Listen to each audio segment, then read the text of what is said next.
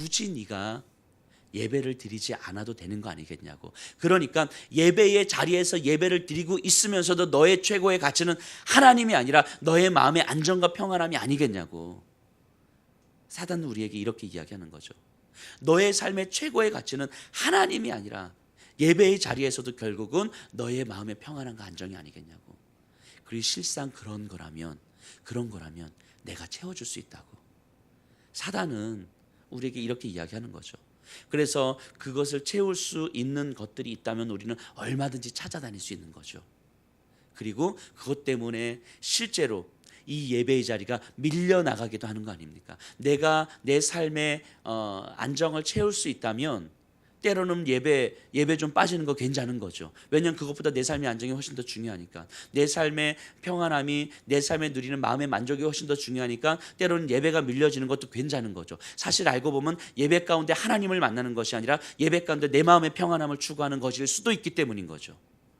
그것을 끊임없이 건들고 있는 거죠. 그리고 대놓고 도전하는 거예요.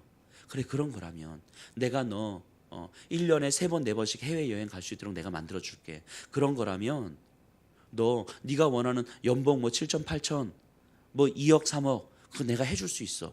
굳이 너 그렇게 예배 자리에 안 나가도 돼. 이렇게 이야기하는 거죠. 이 사단의 유혹인 거예요. 예수님은 그 사단의 유혹 앞에 지금 노출되어지는 거죠. 근데 예수님은 그 사단의 한계를 분명하게 보여주십니다. 자, 보세요. 마귀가 지극히 높은 산으로 데려가서 천하만국과 그 영광을 보여주었다라고 이야기합니다. 자, 사단이 보여주는 세상은 어디입니까? 지극히 높은 산 위에 올라가서 산 아래로 보이는 세상이에요. 산 아래로 보이는 세상. 산 아래의 세상. 사단이 보여줄 수 있는 최대치예요. 사단이 보여줄 수 있는 최대치가 무엇입니까? 산 아래 보여지는 세상입니다.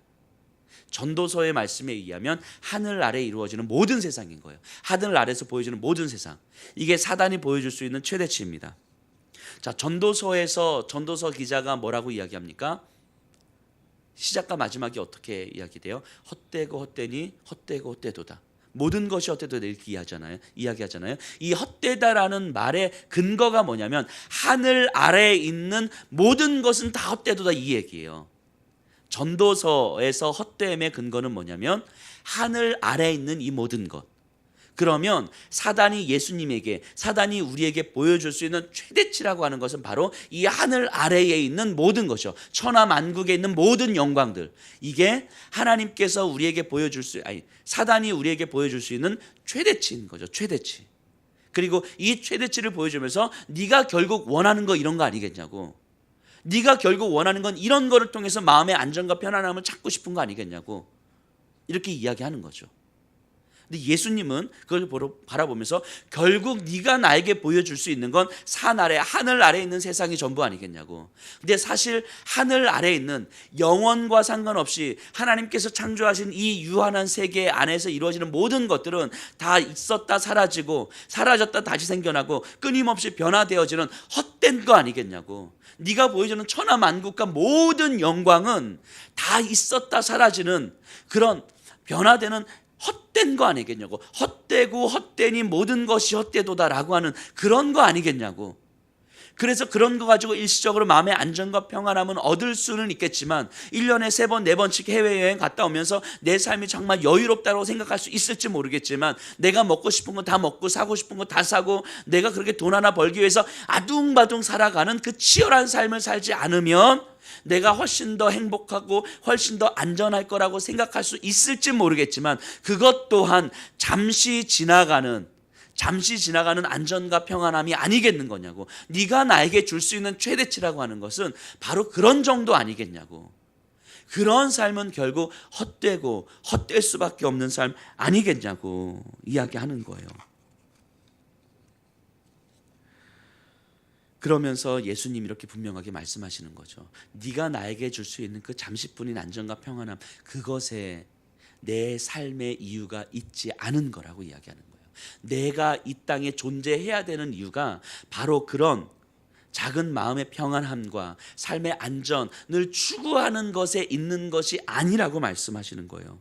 기껏 돈을 조금 더 버는 것이 삶의 이유가 아니라고 말씀하시는 거죠. 내 삶의 조건을 조금 더 안정감 있게 만드는 것, 내가 조금 더 좋은 사람 만나서 결혼하고 내 자녀들이 조금 더 잘 살게 되는 것, 이것이 내 존재의 이유가 아닌 거라고 예수님은 분명히 말씀하신 거예요.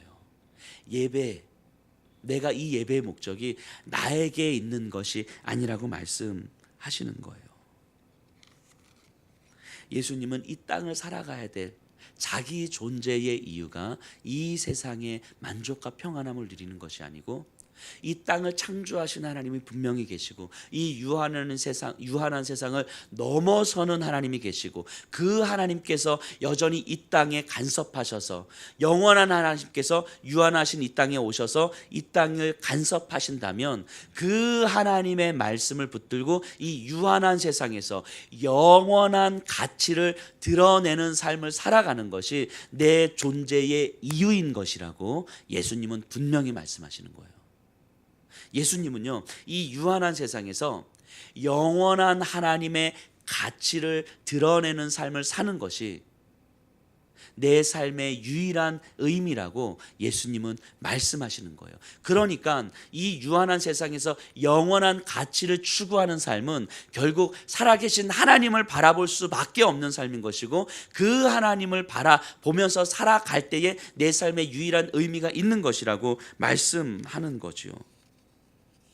그러니까 예수님은 죽음이 이 땅에서의 죽음과 이 땅에서 갖지 못함과 이 땅에서 내가 모든 것들을 잃어버리고 살아가는 것이 두렵고 서글프지만 그럼에도 불구하고 영원한 가치를 추구할 수 있는 영적인 여유가 내 안에 있기 때문에 내가 넉넉히 살아갈 수 있는 것이라고. 왜냐하면 이 유한한 세상에 잠시 찰나뿐인 세상에서 영원한 가치가 내 안에 들어와 있기 때문에 잠시의 서글픔과 잠시의 두려움과 잠시의 불안하면 얼마든지 내가 견딜 수 있는 것이라고 예수님은 말씀하시는 거예요. 그러니까 그런 것들 때문에 잠시의 두려움 때문에 내가 내 영혼을 사단 너에게 파는 이 바보 같은 행위를 내가 할 수 없는 거라고 이야기하는 것입니다.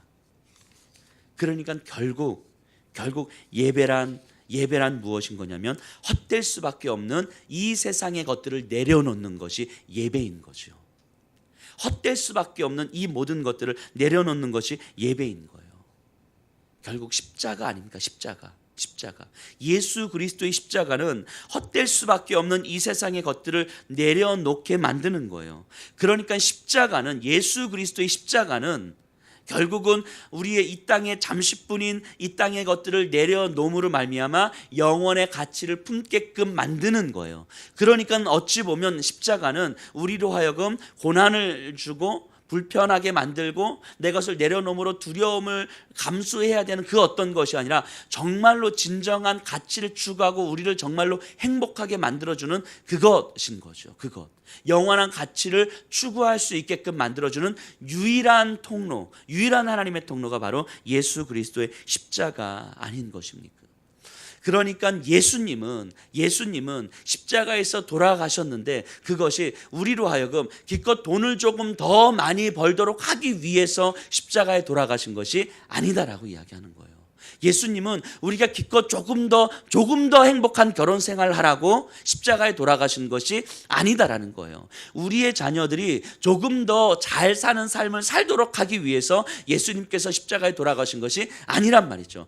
기껏 그런 정도의 삶을 살라고 예수님이 십자가에 돌아가신 것이 아니다라는 말이죠. 우리 주 예수 그리스도의 십자가를 우리가 기껏 돈을 조금 더 버는 것, 결혼 조금 더 잘하는 것, 취업 조금 더 잘하는 것, 우리의 자녀들이 조금 더 잘 살아가는 것, 이런 것들에 국한시켜서 살아가는 것이 바로 사단에게 무릎 꿇는 삶의 방식이라고 사단은 이야기하고 있는 거예요. 예수님은 그 사단의 유혹을 명확하게 바라보고 있는 거죠. 예수 그리스도의 십자가는 고작 그 정도 이유 때문에 존재하는 것이 아니다라는 거예요.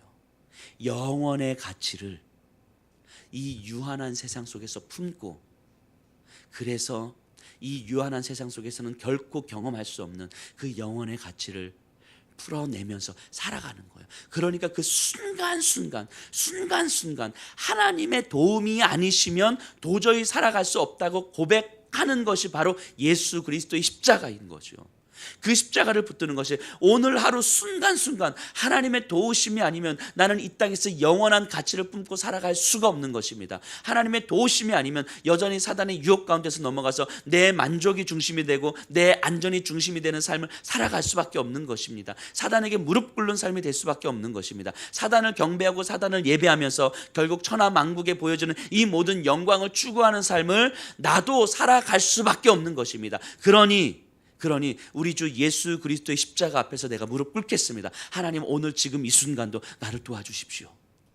이렇게 살아가는 것이 신자의 삶인 것이고 사단의 유혹을 이기신 예수 그리스도의 능력인 거예요.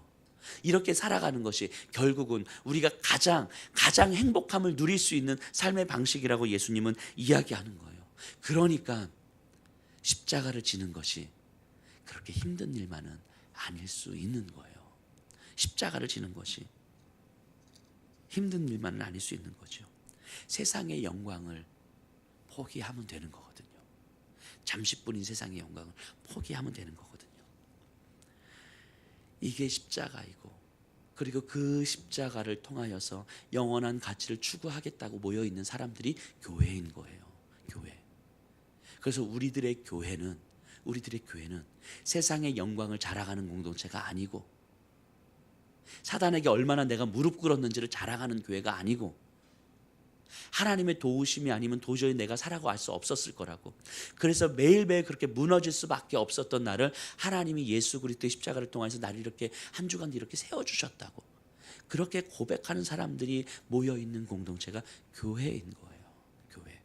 그래서 이 교회를 통하여서 우리는 십자가를 더 붙들게 되는 것이고, 교회를 통하여서 우리는 더 세상의 영광을 포기하게 되는 것이고, 교회를 통하여서 우리는 더 영원한 하나님 나라의 가치를 꿈꾸게 되는 것이고, 교회를 통하여서 예수 그리스도의 십자가가 고작 이런 것들 때문에 존재하는 것이 아니라는 것을 우리가 고백하게 되는 거예요.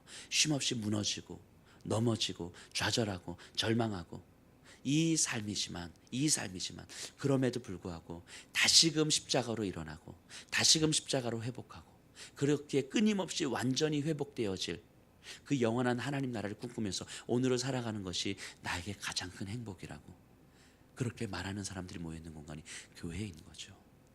저는 우리들의 교회가 그렇게 십자가로 회복되어지는 교회였으면 좋겠고, 우리들의 개인의 삶이 그 십자가로 회복되는 삶이었으면 좋겠고, 영원한 하나님의 나라를 소망하면서 오늘을 그 십자가 붙들고 살아가는 삶이 가장 행복한 삶이라고 고백하는 우리들이 되었으면 좋겠습니다.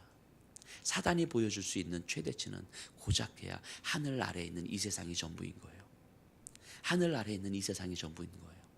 영원한 하나님 나라에 대해서는 사단은 절대로 보여줄 수가 없습니다. 우리가 고작 천하만국에 보여지는 그 모든 영광 앞에서 내 마음이 다 빼앗겨서 그렇게 어리석게 십자가의 가치를 아무 의미 없이 여기면서 살아가지 않기를 정말 간절히 소원합니다.